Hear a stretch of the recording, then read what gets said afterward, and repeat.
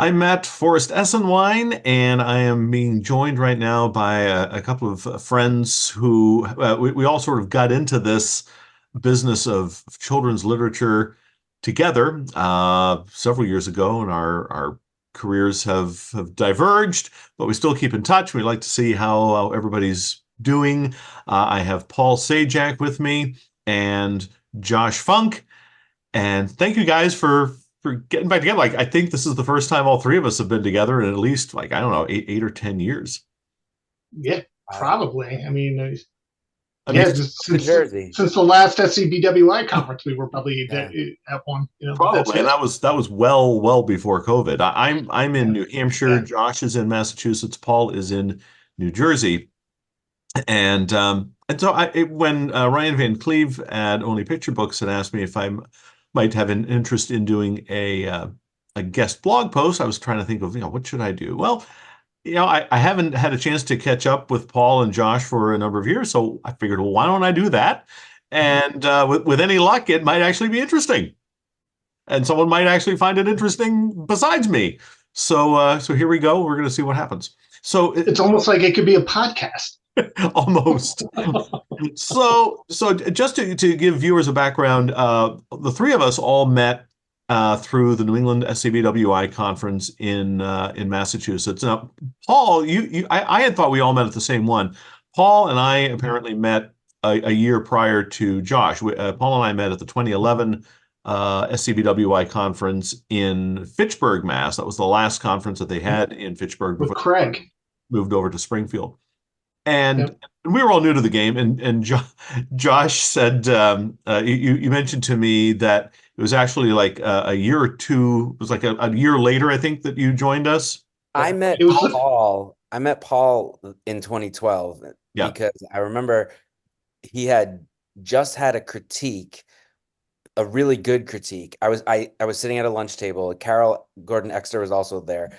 She had her Ruth the Sleuth book with her that was already published, and Paul had just had a great critique on his Monster Needs a Haircut, I believe. Yep. Uh, and then I was that was my first conference that I had been to, and I was all in awe. And I actually an hour or two later had a terrible critique with someone, but it was good. You need to have that terrible critique. I needed that so that the next year I took that next year and really learned a lot. But the following year, in 2013, I had saw Paul at the bar on the first like opening Friday. I want to say Friday night, but I think it was afternoon. And and Probably. and I was like, hey, I was shy, but I went up to him and I was like, hey, we met last year. You had a really good critique with your monster book. Did it end up selling?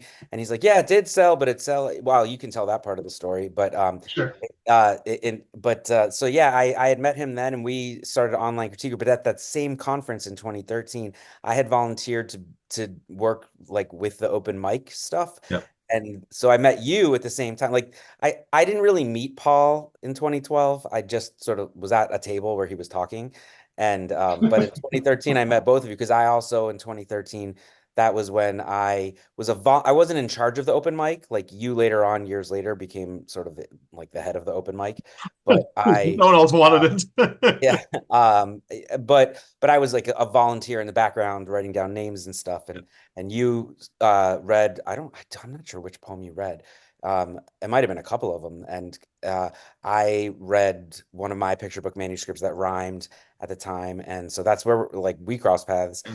And yeah, it was all about a little more than a decade ago, I guess I would say, is when it Yeah, all. yeah, 2012, 2013. And it's hard to believe how far along we've come. I mean, you have all these ideas and you're writing and you're jotting down ideas and you're trying to learn prior to like really jumping in with both feet. So it's hard to say, when the journey began, but yeah, I mean, I'd been writing poetry forever, and I just had a bunch of children's poems I wanted to figure out what to do with. So I I got connected with a critique group in Bedford, New Hampshire, and then they were going to the SABWI conference in 2010. It was still kind of early for me, new to me, so I didn't go then. So 2011 was my first conference, and that was when I first had a chance to meet people and kind of see what was all about. And so what should we tell people what the SCBWI conference sort of was like for, those that are listening? Yeah, well, so the SCBWI, the Society of Children's Book Writers and Illustrators, is an international organization dedicated to the craft of children's literature, whether it's writing. Tommy DePaula is the reason there's an I. It was the SCBW for a number of years, and then Tommy asked Jane Yolen, what about illustrators? So he's the reason why there's an I. And they have conferences all over the place, and the New England conference was one of the three biggest ones that they had for a while. New York, LA, and little old New England. And so it was we had 700 or 800 people for a weekend every year. And so it was great being able to just be around fellow creatives or workshops. But as I've always told people, it was the benefit for me, the biggest benefit was just meeting other people and catching up with folks but meeting all these people that you don't know, and just kind of just absorbing everything through. Felt kind of like a kidlit camp reunion every Yeah. After a while. I mean, at first it wasn't. I was meeting people, but yeah, there were, and with a ton of great workshops. And Yeah. like you said, it can be intimidating for people who just first show up, because I had no idea what was really going on. But then, I don't know if it's the autism or what, but I have no filter, so I'm just like very gregarious and outgoing, and I'm just, hey, how you doing? How you doing? How you doing? And I'm not trying to be in anybody's face. You're not shoving manuscripts in people's faces. Oh, will you take a look at this? But you just, we're all in this together. The editors, the agents, the authors, the illustrators, everybody is working towards the goal of bringing great literature to kids. And so once you realize that there's not really a hierarchy. It's all, we're all just kidlit creators. Once you realize that, the conferences can be much more enjoyable because you don't feel any kind of intimidation. Paul, I wanted to just kind of start with you with your entry into kidlit, kind of bring you up to where we were. Well, it sounds. I mean, the entries. It sounds pretty similar. You get this idea. You have no idea what to do with it. I mean, I had zero idea. It was a picture book that never got published. Your first one, at least my first one, my second one, my third one, never got published. But I did hook up with a critique group. That's with Carol. That's why Carol. That one time that we met, or the first time that we met, Carol was there. Basically because we were all in the same critique group. But huge. It was actually a huge critique group. There had to have been close to 15 people in this critique group at any one time. But it was success stories though, right? There were. I want to say Jen Malone, Kirsty Call, yeah. Ben Clamp was in it for a while. Yeah. I mean, it was definitely a lot of people before I left got published out of that. It was a huge critique group, and to the point where, like, there were times you didn't get critiqued for months. Like you wow. Just went. You had to put your time in, and it was a rotational. It was like four stories that were critiqued, if I remember correctly, a month. And when you first join in, you had to be there for a certain amount of time before your name came through the rotation. So it was a while. Like, you had to put your time in before. And they did that because they didn't want people just to come in, get a critique, and then never show up again. Right. Which I mean, happens. It makes sense to me. It makes sense to do it that way. Yeah, it's either a really intimate group or you have to run it like that if it's open. It was good, and they were the ones that hooked me up with the SCBWI. When I first started there, there's like, oh, there's going to be the SCBWI conference in Pittsburgh, and at the time, I actually lived fairly close to Pittsburgh, so I went there not knowing anything what to expect. And the first thing that I realized is, like, I think there were three guys there. It was me, Matt, and Craig. Yep. I Craig can't remember. Munson, right. Yep, and Craig Munson. And we all just kind of went like a magnet. Well, we were the only three guys at the entire open mic that night. It was Yeah. a room full of women and Yep. us. Exactly. Yep. And it was funny too because I hung around with Carol, who's been in the business for longer than I have, and she was a teacher, so she knew authors, the whole thing, and she's just like, oh, Jane Yolen's going to be here, and Tommy DePaula is going to be here, and they're speaking. I'm just like, I have no idea who you're talking about, and she actually had to point them all out to me. I'm like, I have no idea who. It was kind of comical in the aspect where uh, they're probably the biggest names in children's literature, and I Yeah. was so green. I just knew nothing. But I found that the workshops were amazing, and it just really lit a fire under under me to really get into this craft. Yeah. And then, of course, it was the next one in Springfield, and they were always in Springfield. And I want to say the second open mic was where I read, you were running it, and I read Princesses Don't Pick Their Noses, which I still think is hilarious, but it's not a subject matter that people would ever want to buy. That's not even true. It's all about timing. So much of the industry. Sure. I mean, there's a book about like tea party farts, and there's a book about the giant poop party, like, and they're by people, friends of ours, people we know, and like, yeah. And so like it's really just about finding the right editor at the right time, as long as your story's good enough. And maybe it was a little early for you, I don't know. It could have been. Yeah. No. I mean, maybe that's something that I should always look back on, because who knows? Like you forget to hear the meter, or when you're early on, especially with rhyming, you start, in your own head, you're forcing meter, you're forcing rhyme, you're forcing these rhythms and things like this, and it's not until you get a little bit better at it do you know that you're doing that. So that was definitely one of my earlier ones. So I'd be surprised. I should pick it up and read it again, and just so I can cringe at what the meter actually was.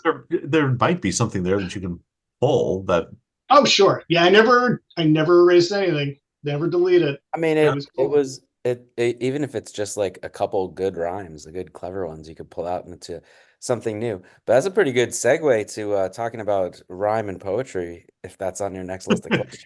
Well, there you go. And I did, because one of the reasons why I wanted to get us together was because again, our careers have taken different paths. Paul's had a number of picture books out, cranking along with the Monster and Me series, which is just amazing that you've had so many of these books, and there's more coming out. Josh has had kind of. Okay, kind of coming. Yeah, out. I saw you posting about that recently. I want to know more news. So basically, Mighty Media a while ago, they kind of lost their distribution. I'm not sure what happened. I don't get into the whole business idea of it. I just know that they lost distribution, so they stopped really buying any of the monster stories. And then there was one story that they purchased, but it never got published. Never saw the light of day. And that's Monster Needs to Go to School. And so just recently, they've cut a deal with Abdo Books, which deals a lot with libraries, and it's getting new covers and a new found life. And Monster Needs to Go to School is actually going to hit the shelves now because of this. For the first time. So even though it's sold years ago, it's finally hitting the shelves now. So, which is really with Wendy, the illustrator. Oh yeah. It was illustrated. Everything was done. They just never made it a book. Yeah. And people who are just getting into the business need to recognize all the different things that can happen. Like you think, well, once I sign the contract, I've got a book. You don't have a book until you have a book. Yeah, until you're holding it in your hands. I mean, and something similar happened to me with a board book that I sold. Oh, geez, it was maybe 3 years ago. I sold a board book. I was asked to write a book about a particular subject. I wrote the subject.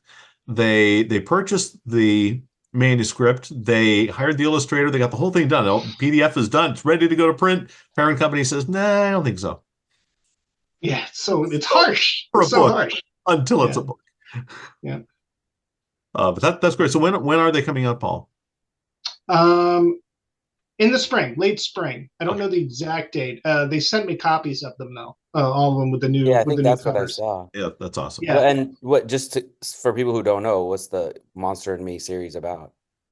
Sure. So it's about it's a rhyming story. It's about monster and boy, and basically it's anything monster. So every book is monster needs something. So monster needs to sleep, monster needs a costume, monster needs to go to school, so on and so forth. So it's basically anything a child kind of is going through or needs, it's monster. And of course, he takes it to a his own monstrous uh, uh, heights. Yeah. You know, and boy, who I never named boy. I don't know why I never named boy. Probably because it just didn't fit into the rhyme, to be honest with you. But boy is the voice of reason and talks monster through his learning of life. But that's basically the Boy is like the gist of it. parent, Yeah, I was right? gonna say, Boy is Boy's the parent, basically the the monster parent. is the kid. Yeah. Yep. Yeah. But I think monster is very much real. He's not an Yeah. imaginary monster. Well, People keep for asking. this year, it being an election year, don't you have? Oh yeah, monster needs a vote. Yeah. Yeah, that's a good one. So how many are there in total so far?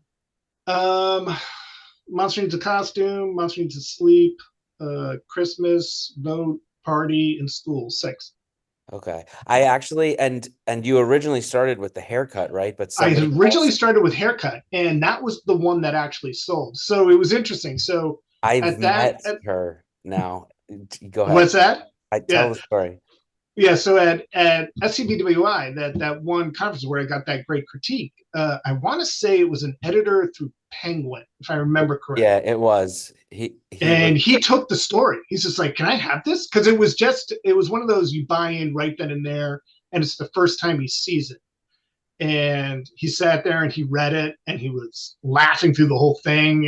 And at the end, he's just like, "This is good. Can I take this?" And I'm like, and then I had lunch with you like "Of 10 minutes course." later, and you were like floating. Yeah. Oh God, yeah, it was the greatest weekend ever.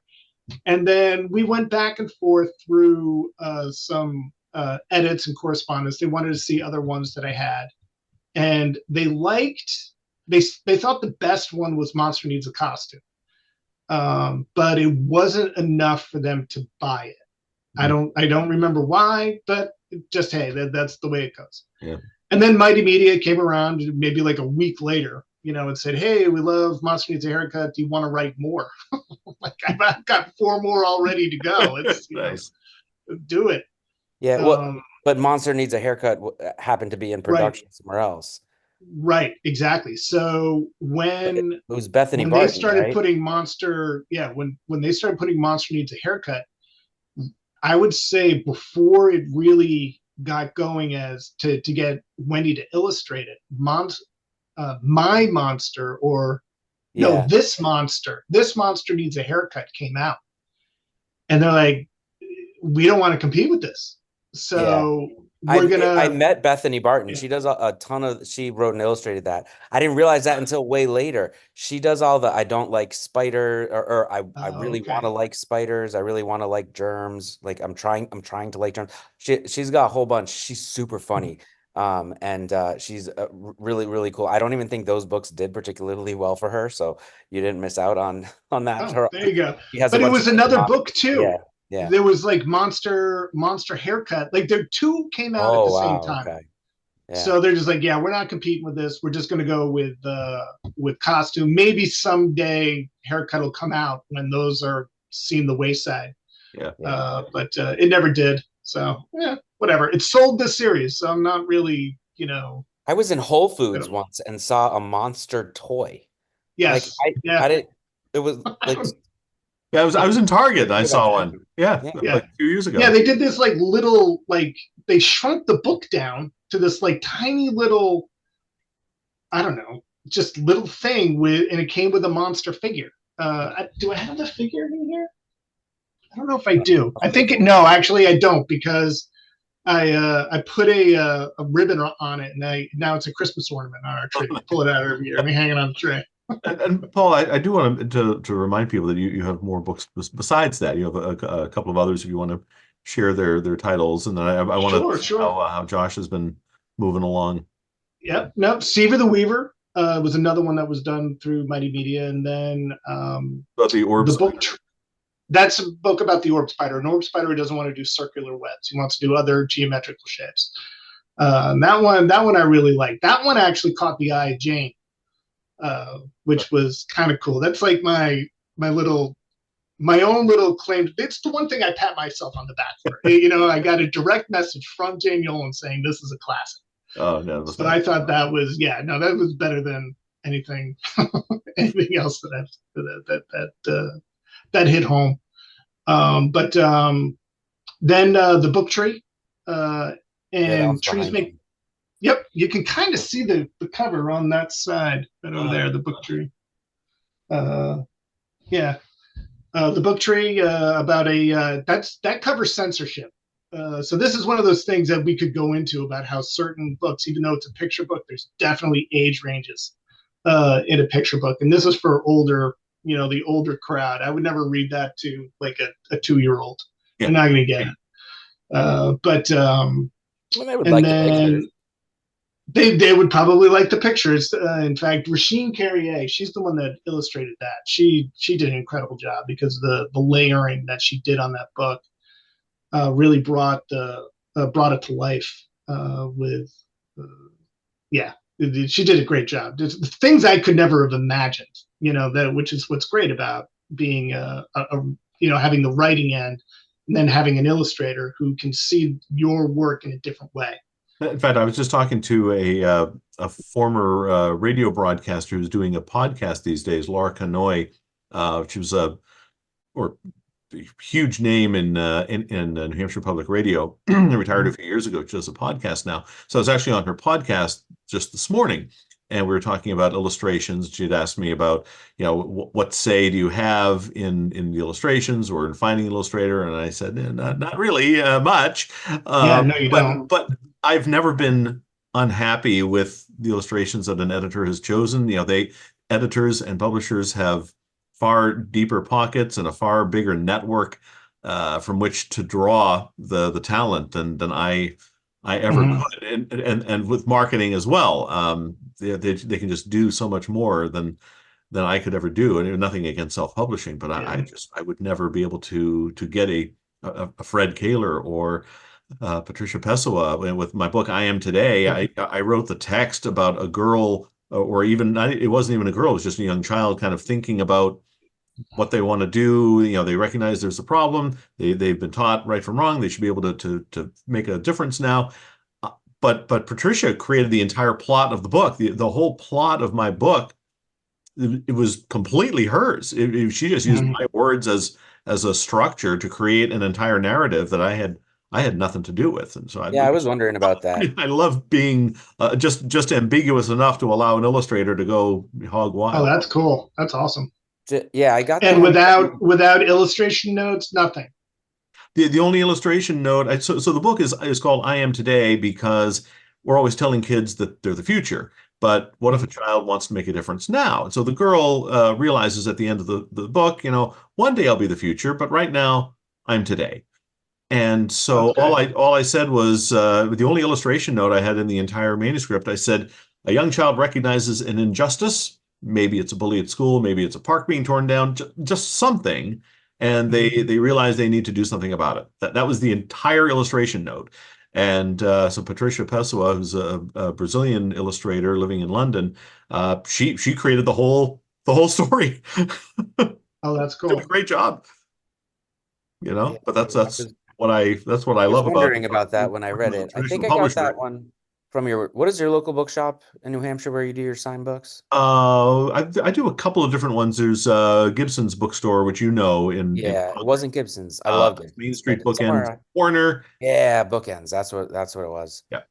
Yeah. So I don't know. The owner there was very nice. Yeah, Catherine. I think when you signed it, you didn't know it was for me. You just signed it to Josh, like some random guy. some random Josh. But yeah.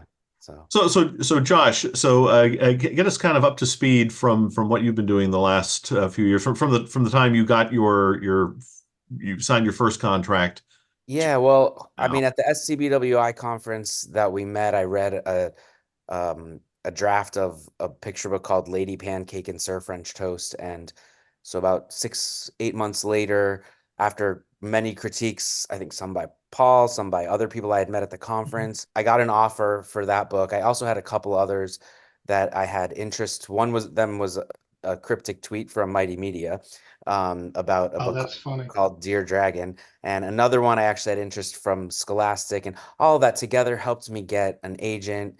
And that all sort of came together at the end of 2013 and in the early 2014. And yeah, my first book came out in 2015, Lady Pancake and Sir French Toast. There's a line in there that was pancake rappelled down a rope of linguine. And it's interesting because not only did it, Paul suggested the word repelled. I don't know about the whole line, but at least the word repelled, and in one of his critiques, and he spelled it not repelled like I'm climbing down, but repelled, which is like I pushed away. And you know what? I didn't notice it. I sent it off to publishers. It was acquired. They didn't notice it. It didn't get edited out until the copy editor got a That's hold so of it. funny. And it was so it was not it was essentially Paul's typo made it all the way to the copy editor. That was a typo, just misspelling. Made it away to the copy Leave it to editor. the copy editor. That's why we have Only if they copy made it to Barnes and Noble. But honestly, though, the copy editor wanted me to change the word. They were like, "Well, A, you spelled this wrong. B, I don't think it. I think the word repelled is too advanced for a picture book." And I tried to change it in the rhythm. And it, when I'm writing picture books, especially in rhyme, I always try to think about that. A, they're going to be read aloud. Yeah. They're going to be read to a child by probably an adult. It could be an older sibling, but most of my books are not meant to be read by children to themselves. I'm not writing early readers. But it was too, like, you could say climb down, but that's too much mouth movement. And these are the Yeah, kinds of things I think about when I'm yeah. writing. You And couldn't so, use slide because it's missing that yeah, extra beat. Like, pancakes yeah, slid down. the I don't know. perfect word.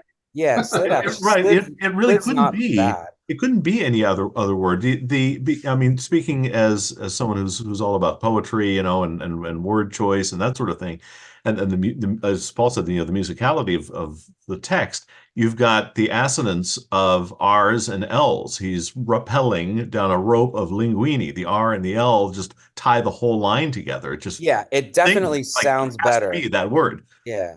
I mean, I And have so, mizzen mast in Flashlight Night. If I could put mizzen mast, you can certainly have rappel. Oh well, yeah, but the thing is, you're seeing Lady Pancake climb down a Right, rope of right. It's linguine all in the about context. right. yep. And so I was like, you know what? I asked my editor, I was like, can we say no? This is my first book. Can we say no to the copy editor? My editor was like, oh yeah, of course you can. And you can say stet, which I still don't exactly know what stet means, but it means like ignore the people's comments and keep it the way you want it.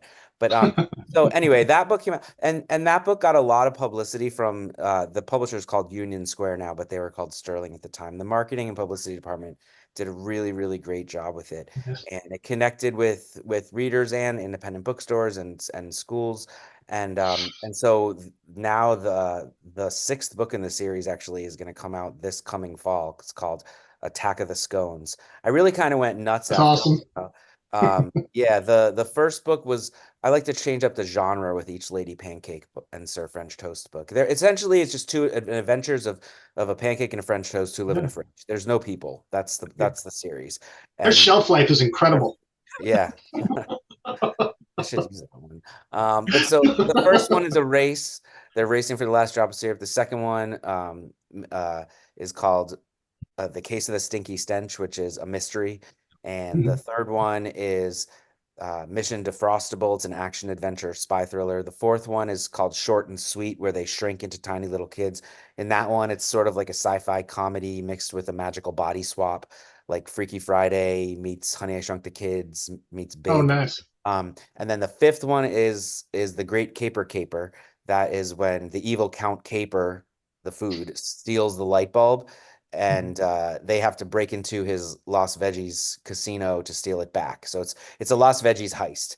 And Attack of the Scones is an alien invasion, and so I changed up the genre with each one. It's amazing that I got away with doing all these silly, absurd things. And Kids then like it's silly and absurd. and I have a handful of other books. I think I did the math that like a little bit more than half of my books are written in rhyme. But some are not. I have a series of fairy tales, fractured fairy tales. I have a couple books about coding because my day job, I'm a software engineer. I don't think we talked about day jobs, but you know, I know you each have your own day job. Paul, you're Chemist. a chemist, right? And Chemist. and um, Matt, you have, I don't know, a bunch of voiceover day jobs and Yeah, things. I do voiceover work, and I'm a stay-at-home dad too, so which is pretty. Nice. Of course, yeah. So, but yeah, so I have books about how to code a sandcastle, how to code a roller coaster, and a handful of others. You can find them at my website, Josh Funk Books. But yeah, so but the Lady Pancake and Sir French Toast books is where it started and where I met you guys, and also kind of definitely my most popular ones. So. And now, one thing I wanted to point out to viewers is the difference that our careers have taken. So, Paul, I don't know where you and Josh at what point you guys got your agents, like how soon in the process. I'm still trying to find one. I've got 8 books out Oh, I've lost mine. 4 on the way, 5 or 6 more. I can't. I have no idea what I need to do to find an agent, but I'm submitting directly to publishers. I'm doing okay. And I had taken more of an interest in poetry when I first got into children's lit. I wasn't trying to get picture books published. I was trying to get poetry published, and so I ended up connecting with a lot of the children's poets around the country with whom I've become friends with and I've worked with. Jane and Heidi and Nikki Grimes and Joyce Sidman and all these people, and uh, I've contributed to some of their books, and they're contributing to some of mine. I've got a couple of poetry anthologies of my own that are coming out, but I've been able to be a part of a whole bunch of different poetry anthologies other people have put together, Lee Bennett Hopkins and Pat Lewis and Nancy Tupper Lang and several others. So being the poetry centric kind of guy, I got into picture books actually kind of accidentally. You right from the get-go were doing the picture book thing from the moment we met. So where did you guys get your agents? Where along the career path? Mine came along after Mighty Media. Well, I sold everything I sold to Mighty Media. I sold myself. The agent had nothing to do with it. It wasn't until I moved to New Jersey, so 10 years ago, 2014. Started writing 2000. I think my first book sold 2012. I think it was. So 2-3 years after those books sold, I got an agent, and he sold 2 books. He sold The Book Tree and Trees Make Perfect Pets. But his tastes kind of changed. He wanted nothing to do with rhyme anymore. Like, he signed me knowing my monster series was rhyme. And then all of a sudden he's just like, yeah, rhyme's not really selling. So, really don't bother. Like, I couldn't send him anything that was rhyming. And it's not that I write solely in rhyme. I mean, in fact, the only rhyming books that sold were Monster and Me. But I do still like to rhyme. I mean, I still, if an idea comes to me in rhyme, I got to write it down. If it works in rhyme, that's just in my head. That's the way it's supposed to be written. I can't put it into prose. It doesn't work. Right. And so to close that avenue, like the rhyme, it has to need rhyme, or exactly. It has to be prose. One or the other. Sometimes it does. You can't figure it out immediately. Exactly. But it's got to be. If it needs to rhyme. Exactly. And I've tried to take stories that have first come out in prose and turn it into rhyme, and it doesn't work. It either comes out in rhyme or it doesn't. Period. That's the way I write. I'm not sure if that's with everybody, but that's just the way I write. One time I tried to take a rhyming book and I wrote it in prose, and it was like they was both pretty good, but the rhyming was better. Yeah. Rhyming just Yeah. adds it just adds a charm, a level of Yep. charm It Right. adds a charm. to Exactly. stories. Mood. Yeah. Sort Mhm. of a tone to the book. So Jeff, Exactly. how far along So, in the process oh, did you get I your was just going to say, then we split eyeball? ways.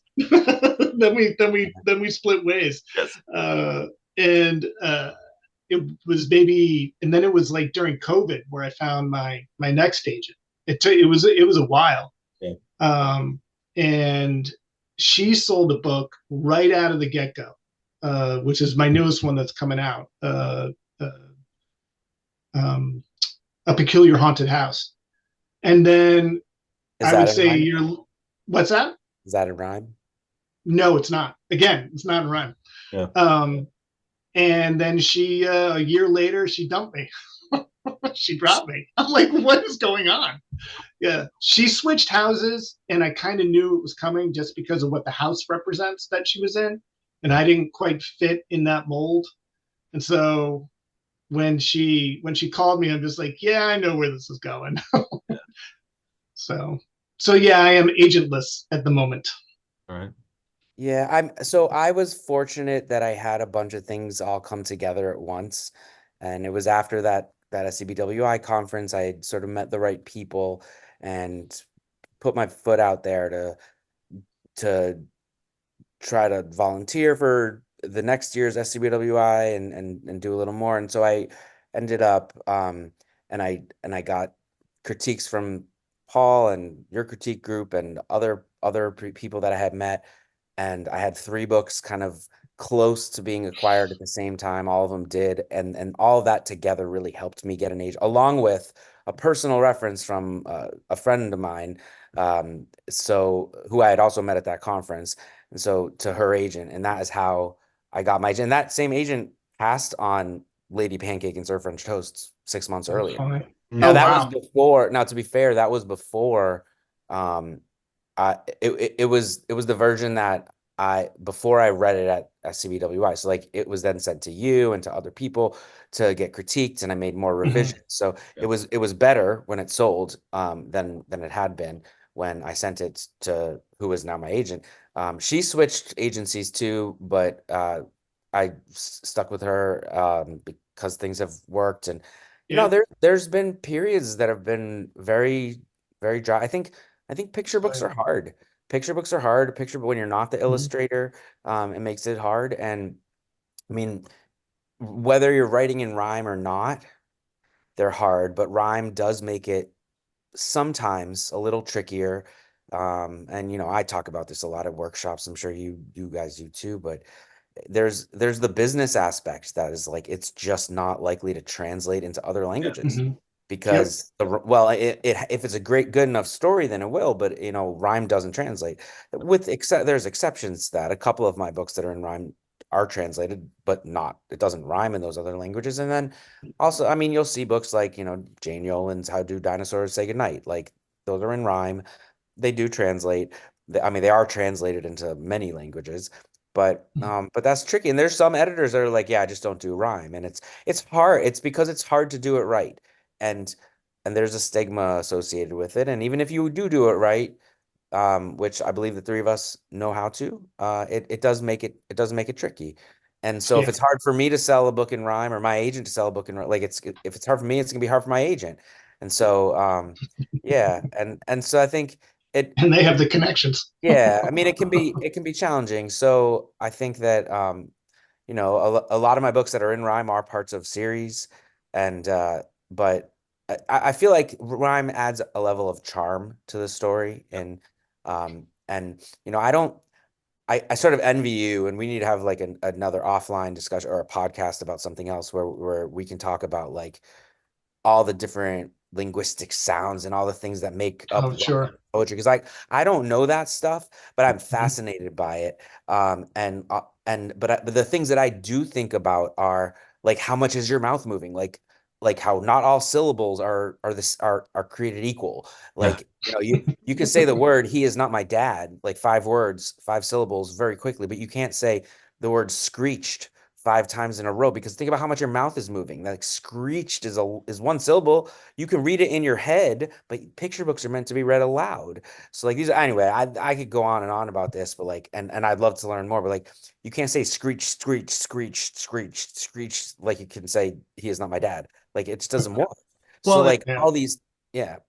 well, one of the things I impart when I'm doing uh, like rhyming picture book or poetry workshops, trying to explain to people what meter is and rhythm.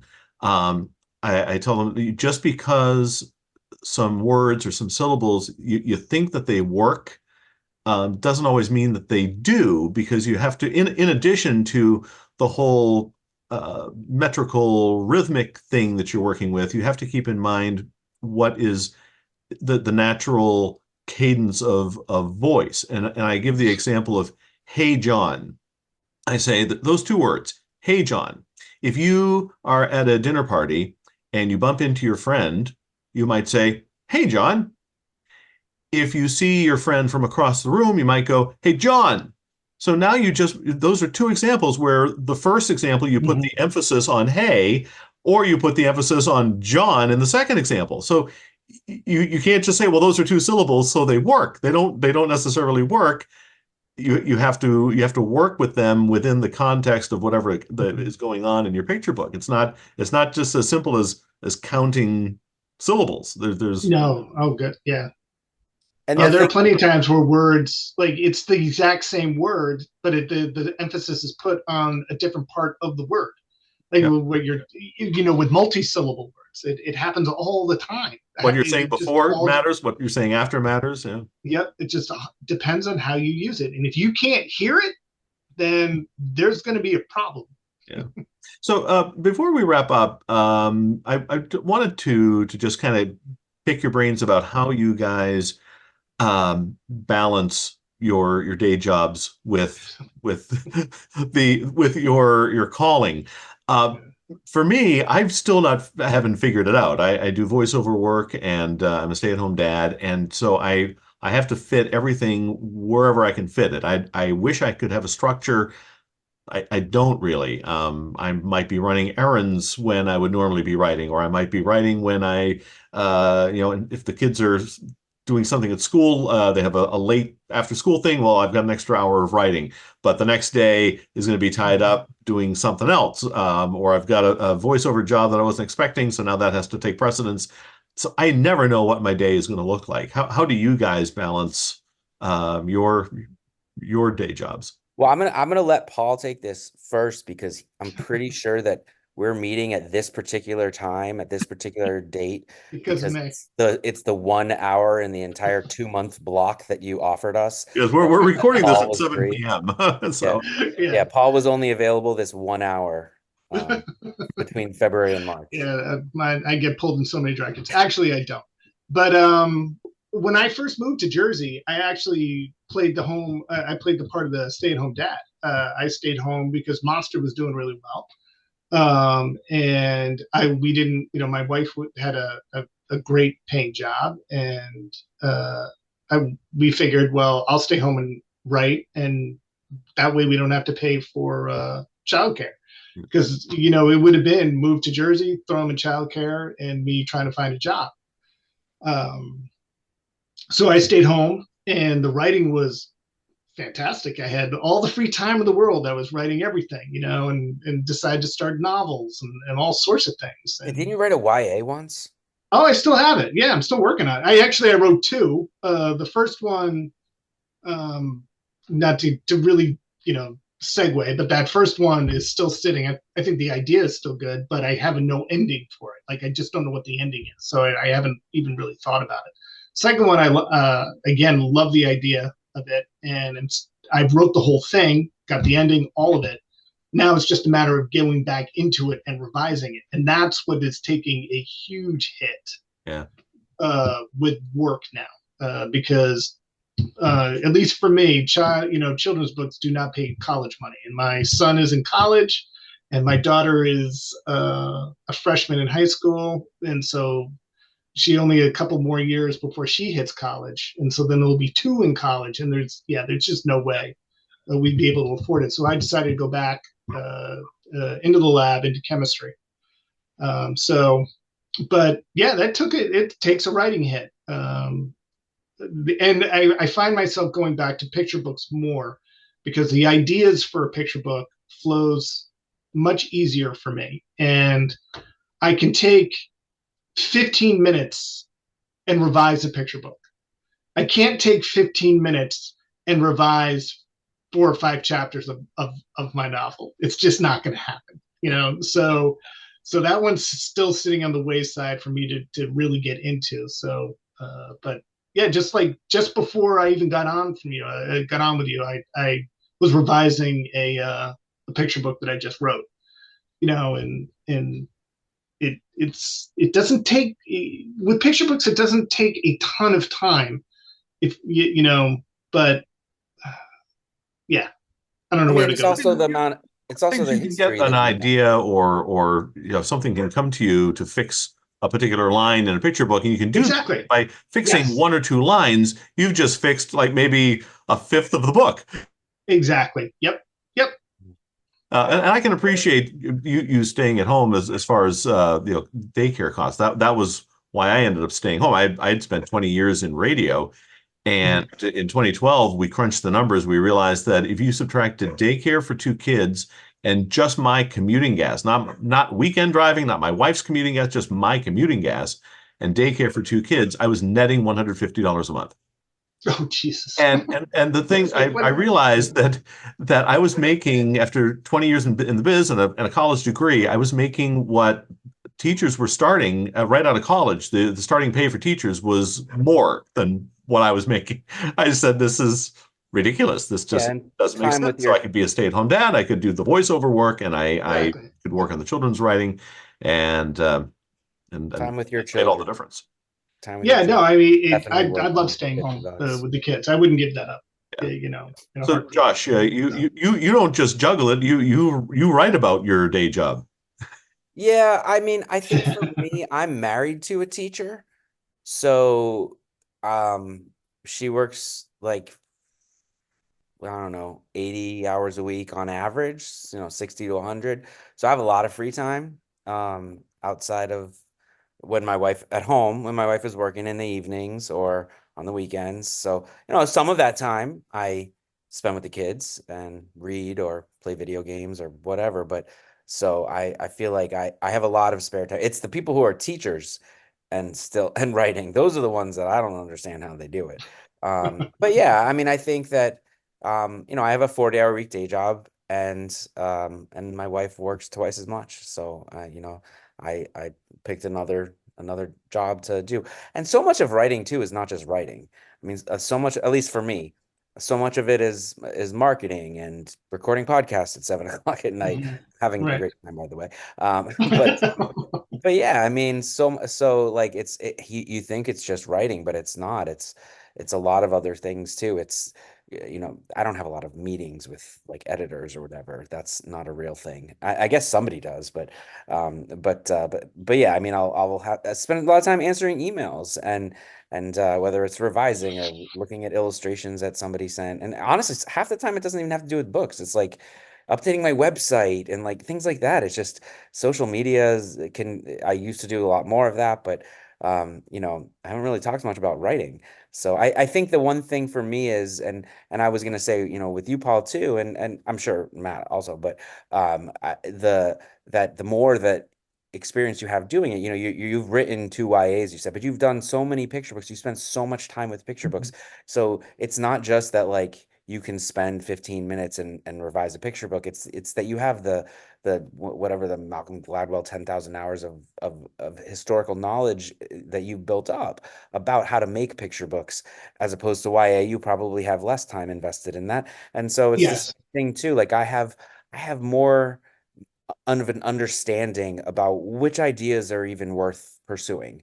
Like if I Right. have an idea and I'm like, oh, I'm not going to spend a lot of time writing it because I'm like, you know what, that's just not marketable, or Hmm. it's Hmm. not really the time for that, or like it just there's a lot of I make better choices than I did 10 or 15 Right. years ago when I was starting. And I think that's sort of the how I manage it. I'm very, very particular with what I pursue. And you know, I don't send a lot of stuff to my agent because I don't get to finish a lot of manuscripts. But when I'm really excited about something, when I have an idea that I'm like, I think this one might be good, I'll probably spend a lot of time over that next month, like working on it. Right. And and and so that's kind of how I know when I'm onto something. Like I have a book called My Pet Feet that came out a couple years ago, and Yeah. that's my cleverest book. The whole book is written with only 25 letters, and it's about a little girl. She wakes up, her pet, she's also unnamed, by the way. But she wakes up, her pet ferret has turned into feet because the letter R has disappeared. And like I wrote that one, like I wrote that one very, very quickly. At first, I Mhm. just started collecting all the words I could think of with as that when you take an R away, it becomes another word. So I spent a few weeks just collecting words, and then I had a whole mess of words, and then I probably wrote the whole first draft, like first draft until I sent it to my agent in like 2.5 weeks. It didn't sell until the second round of submissions. We sent it out to 15 editors, 10 editors, whatever it was. They all passed, and then we sent it out to a few more. This happens over like a 9 to 12 month period. Like it's not like Mhm. it's sold right away, but I knew I was on to something. And Yeah. and so like but that's one that I spent my time on. So I think it's how I manage is by being very picky about what I choose to spend my time on. Well, I think That's good. people misunderstand, or not misunderstand, but they underestimate what you were saying about, you know, all these different things that qualify as work is just the amount of time spent thinking, whether you even realize you're thinking about a picture book idea or not, or any kind of book idea. Just the amount of time that you spend, you know, ruminating on it, kicking ideas around in your head, not even putting pen to paper or fingers to keyboard. Um, Two examples personally of mine. One was the poem that I wrote for Lee Bennett Hopkins' anthology Construction People, which is a collection of poems about all the people that you would meet at a construction site. So there's an electrician, there's a plumber, and you know, backhoe operator, and all these people. And I was asked to write a poem about the construction project manager, which I had no idea what to do with that. To me, it felt like it was the most boring job of the whole thing, you know. But I did some research and I realized that it's a very stressful job and it's very, you know, it's obviously a very important job. But how do you relate this to a kid? How do you make a manager exciting or interesting to a child who's reading this book? And once I realized it's so stressful, you're setting budgets and you're hitting deadlines and you're paying the people, you're hiring subcontractors, you're trying to make sure you're hitting all these benchmarks to make sure the project is done on time. Hugely stressful job. And once I realized what it was all about, and I came upon this poetic form called a villanelle, which is an old-fashioned French form, which looks like a skyscraper, and it's very repetitive. And do not go darkly into that good night is a good example of villanelle, Mhm. and they're often about obsession. So once I realized what the job was, and this poetry form that was perfect, like the poem came together literally in a day. But it took me 3 weeks of just research and thinking about it to figure that out. I just began my first middle grade verse novel about a month ago. I'm only Oh, about a wow. quarter of the way through it. I have no idea what's going to come of it. I have no idea if it's any good, but it's been in my mind for at least Mhm. 3 or 4 years, knowing what I wanted to do, but not understanding who the characters were, what's the plot, what's going on. I just had this idea that has been literally growing and fermenting for 3 or 4 years. But Yeah. that's part of the writing process that people don't You realize. must It's have not taken just notes for writing. that. You must have taken a lot of notes for that, right? Like over time. All in here. Really? Wow. Yeah, it's all in here. I know the general structure. I should have outlined it, but I know the general structure. I know the characters, and I'm just kind of going to see how it's going. I mean, when I'm Well, the writing, story. oh, go Okay. ahead, Paul. I was going to say the story that I was just talking about that I was working on before we jumped on came from a line that my wife and I were out in the store and I heard some kid say something. I was like, "That's a great line." And there was no story behind it. It was just a great line, and it just basically bounced around in my head for the longest time before I could come up with a story to go with it, because it may be a great line or it may be a great idea, but it's not a story, and it will bounce around before it actually forms into a story, before I actually start typing away. Because yeah, if you don't have the story, then what are you writing down? Yeah, yeah, and you don't even know if it's going to be a good story until you Right. start. Yeah. You spend some time thinking about it. Yeah. Well, guys, run out of time, but I wanted to thank you for spending some time chatting and getting caught up. It's great to see you, even if it's virtually. It's great to see you Oh and yeah. know that I you're just got an things email been from my going well. agent. I think it has a few rejections in it, but What's I think I just got an email from my agent. I think it's got a few rejections in it. that? Nice. It happens. I mean, even Jane Yolen gets rejection. I So know it's a Yeah, good every problem to day. have. people who are getting into the business have to realize, you got to stay with it, and it takes a while. The book I just had come out in October, The Thing to Remember About Stargazing, started off as a poem that never made it into the anthology I wrote it for. A friend of mine suggested turning it into a picture book manuscript, which I did, but I went through 25 rejections before getting picked up. So, Wow. it was literally 10 years from the time I wrote it as a poem to the time it Mhm. actually made it into a hardcover. So Yeah. you got to be willing to revise, rewrite, and recycle. You know. So, but thank you guys again. Best Oh, wishes. this was great. Thank you for putting this together. It's great seeing both of you. Oh, I'm glad we were able to find this 1 hour out of the entire month that Yeah. worked for all of us. Yeah, no, it's great to catch up. Yeah. Anybody going to any festivals? Do you want to plug yourself? Yeah, I was going to say, Josh, Paul, anything any places that you're going to be that people can see you? I'm Uh, sure. Are you going to Hudson? I think I'm going to yeah, Hudson. I'll be at Hudson. When is that? Yeah. That's May. Hey. Yeah. And then Poughkeepsie Yeah, I'm gonna Book be at that one too. Festival. Yeah. All Oh, right. perfect. Poughkeepsie and Yeah, Hudson. in March. So All be right. good. I'll see you there. See, one of these days, I'll be You've there. got plenty of books. Books. How you not? Do you put yourself into You them? have to apply to these things. You got Yeah. to apply. I've tried reaching. I've sent emails to Boston, to Hudson, to Chappaqua, and like I don't. Nobody even responds. Don't know. There is going to be the inaugural New Hampshire Book Festival coming up Oh, the there you first go. weekend of October, though, in downtown Concord. So I'm very Mhm. happy to be part of that. So that'll be All something right. to do. There you go. So anyway, thanks guys. Keep in Hey, thank touch. you. Many thanks to everyone who's been watching. Hopefully you gleaned a little bit of something from it. We hope. And Paul, your website where people can find you, PaulCajak.com. and Josh, I'm joshfunkbooks.com. and I am mattforrest.com. Two T's, two R's. Have a good one, folks. See Take ya. care. See ya. Safe.